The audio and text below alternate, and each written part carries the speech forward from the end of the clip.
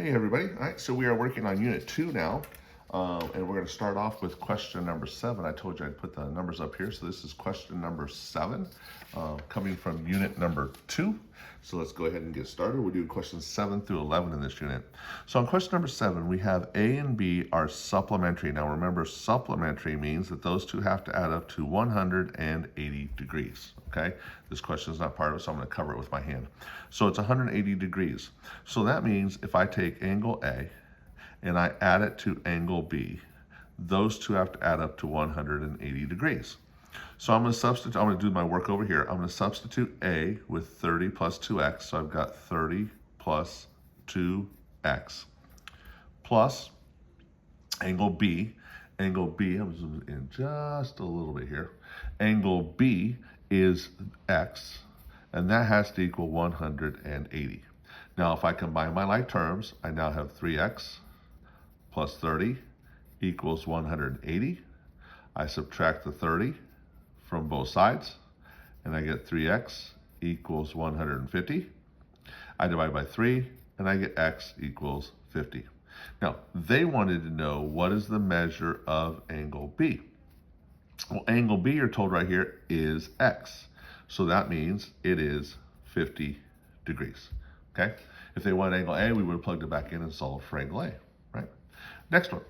So the next question we're going to do, this is question number 8. Let me put my paper up here for those of you who are scrolling along. So this is question number 8. Okay. There we go. Make that a little bit bigger. Sorry about that. A little bit smaller. So that's question number 8. Okay.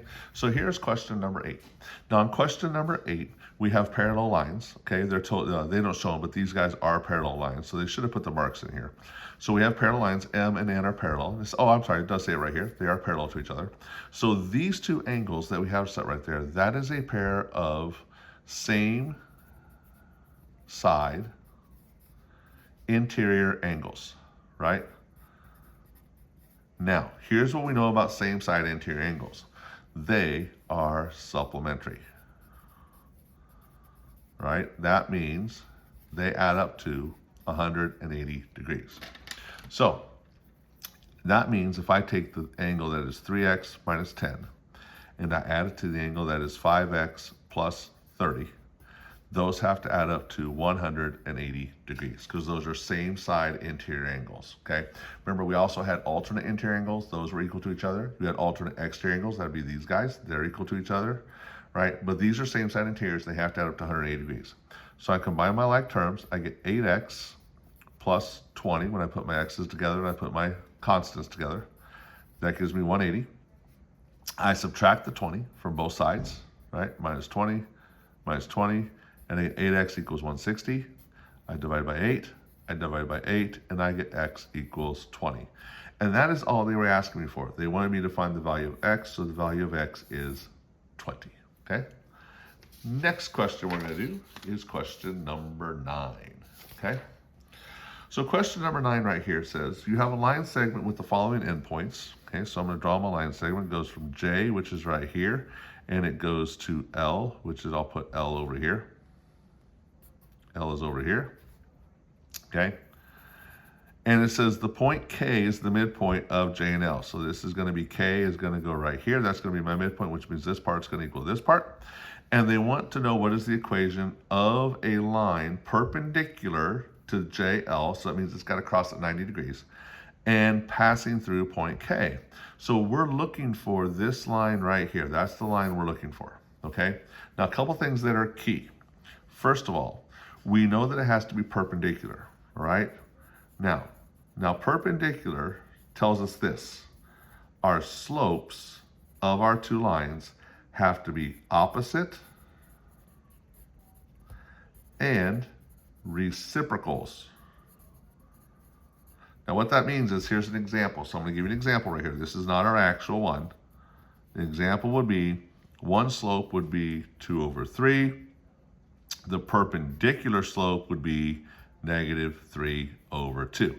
Notice how they're flipped, and one is positive, one is negative. So we need to do a couple things here. One, we need to find the slope of JL. 2, we need to find what the slope of the perpendicular. That's the symbol for perpendicular, right? So I'll put a little perp right here. Perpendicular line is going to be, okay? 3, we got to find the midpoint, okay? When we do those 3, when we do all 3 of these, we will have a point and we will have a slope. And from there, I can put those into this equation. This is the point slope equation, okay? Which is on your reference sheet, or at least it should be, I believe. And so we should be able to pop that into the point slope equation. If it's not on your reference sheet, then if they're gonna use it, they'll have it on the EOC, I'm almost guarantee you. So I'm gonna put this in the point slope equation, but I gotta find the slope of JL, I gotta find the perpendicular slope of JL so that I know what slope I'm gonna use, and then I gotta find the midpoint between J and L, okay? So let's find the slope of JL. This equation is on your reference sheet, it's the slope formula. It goes y2 minus y1 over x2 minus x1. Now you guys did that a bunch, and if you have to zoom in a little bit, you guys can on this one. So I'm taking the y from the second point, so the second point is L, and that's gonna be 8 minus the y from the first one, which is 4, over the x from the second one, which is 6, minus the x from the first one is 2. That gives me 4 over 4, so my slope is 1 over 1. The perpendicular slope, right? The perpendicular slope is the opposite reciprocal, which means we're going to flip it, so it's still going to be 1 over 1, but we have to make it negative. So the perpendicular slope is equal to -1. And last but not least, our midpoint. To get our midpoint, we take the two x values, so x1 plus x2, we divide it by 2, and we take the two y values, y1 plus y2, and we divide it by 2. So my two x values are 2 plus 6 divided by 2, and 4 plus 8 divided by 2. So my midpoint, and I know I'm kind of around a room over here, but I'm going to try and squeeze it in here, right? So my midpoint is going to be 2 plus 6 is 8. 8 divided by 2 is 4. And 4 plus 8 is 12. 12 divided by 2 is 6. So I have my slope. I have my midpoint. So now I'm going to put those into this equation. So the equation goes y minus the y value, which over here is 6, equals the slope, which is -1, times x minus the x value, which is 4 for my point. This gives me y minus 6. This gives me -1x. -1 times -4 gives me a plus 5. I add 6 to get y by itself because I need y by itself to have the slope-intercept form. That gets y by itself. The -1x is -x, and a 5 and a 6 gives me 11. This is my point slope formula. That is my equation. That is perpendicular to this line, because we got the perpendicular slope, is -1, and goes through the point 11. Now, you could have, as soon as you found out the slope was 1 and you knew your slope was going to be -1, you could have eliminated eventually right away these two, because these two do not have a slope of -1. Then it was just a matter of, okay, what is my number going to be at the end? Oh, I'm sorry, this is a 4. I apologize. I made a mistake, you guys. That's a 4 plus 6. That's 10. My bad. Okay, so I have -x plus 10, which is this answer right here. Okay, now we are ready for question number 10. So for question number 10, it says, what is the equation in slope-intercept form? That's y equals mx plus b. So remember, that's y equals mx plus b. That's the form we need it in.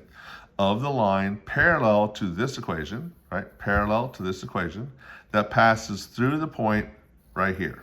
So this is very similar to number 9 we just did, but it actually is a little bit easier because they've already given us the point, okay? Because so we need a slope and we need a point.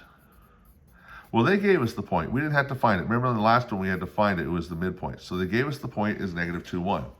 The slope, again, we're lucky here because it says it's parallel. Parallel slopes means they are the same, right? Well, slope is always in front of x. So the slope on this equation is 5. So my slope has to be 5. So now I go right back over here and I do the same thing I just did up above. I'm going to use my point slope formula. I'm going to go y minus the y value, which is 1, equals the slope. My slope has to be 5, times x minus the x value, which is -2. Now, I always do this. You guys don't have to, but I always do this and remind myself, if I have a plus or negative, I change that just into a positive, okay? So that minus negative turns into just a plus. 2 negatives makes it a positive. So now I have y minus 1. I distribute. 5 times x is my 5x. 5 times now positive 2, not negative 2 anymore, is 10. I add 1 here.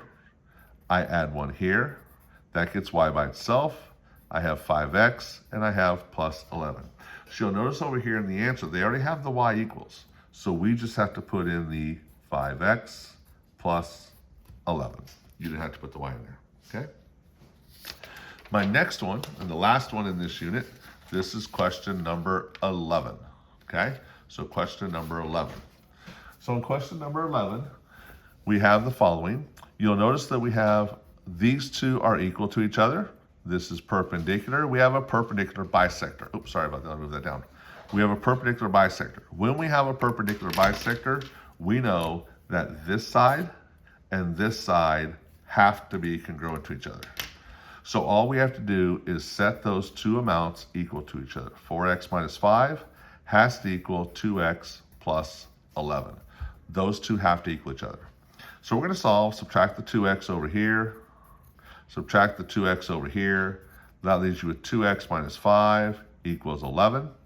We're going to add 5 to both sides. That's going to give me 2x equals 16. We're going to divide by 2, and we're going to get x equals 8. Now, that was the first thing they asked for, is what is x? X is 8. But then they say, what is the length of WZ? WZ is right over here. So we're going to go WZ is equal to 2x plus 11. And so I'm going to replace my x with 8. And I'm going to go 2 times 8 is 16. 16 plus 11 is 27. So WZ is equal to 27. Okay? And that is question number 11. And that is the end of Unit 2. Right? Go find Unit 3 and find your next questions. Thanks.